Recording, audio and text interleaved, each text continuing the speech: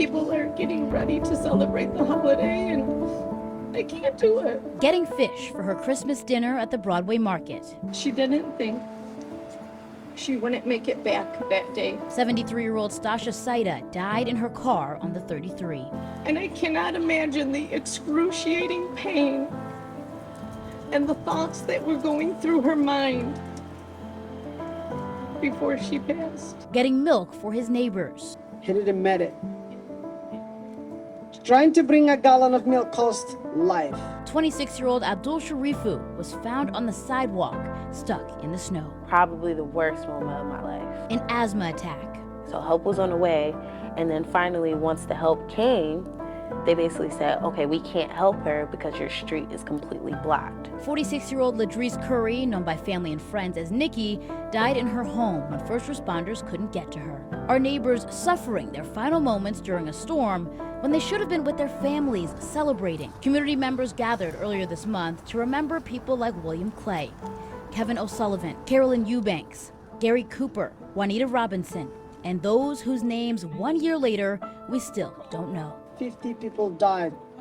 How many people are gonna die in the next? As we approach this 1 year mark, while some are wrapping presents, others are laying flowers. Let's all remember the memories we had with the people that we love that tragically passed. So let's do just that. Some friends and family members of the victims shared their brightest moments with me. Here's how they want them to be remembered. Edie Saida says her mother Stasha was fearless, emigrating from Poland to give her and her brother a better life. I know you're in heaven.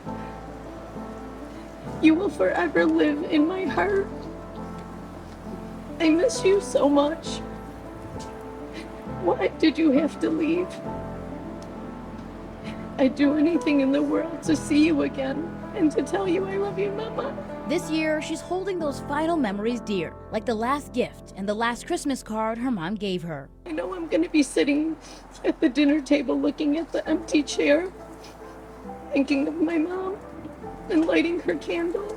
Things have been very difficult since he's been gone. This East Delavan neighborhood is missing its leader, Derek Monroe, who everyone knew as Mr. D. His neighbor Destin Sharp tells me he went out to the store during the blizzard and never made it back.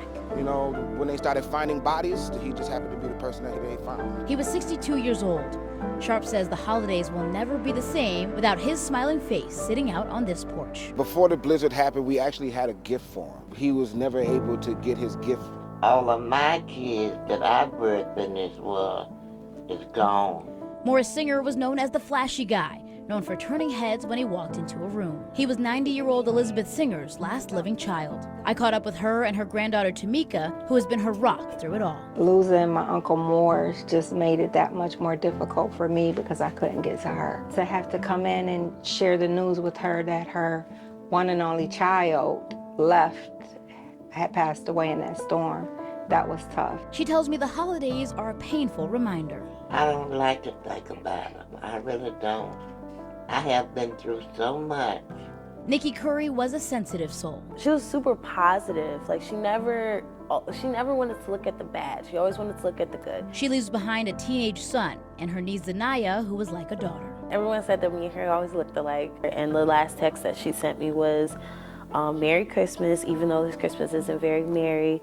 We're always gonna, be together. It was always gonna be a better one. I wish she was here. I wish I could hear her voice again. I wish I could just tell her I appreciate her. So how do we do this? How do we celebrate when so many of us are still grieving? For Elizabeth, it's prayer. Ask God to give you a peace of mind and carry you on and make you strong. For Destin, it's holding tight to those we have.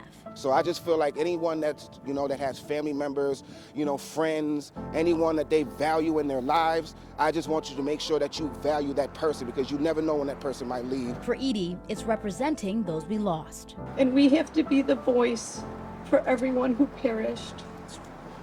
And we have to be the voice for immigrants. For Zanaya, it's giving back. Her family is doing a fundraiser called Christmas with Nikki.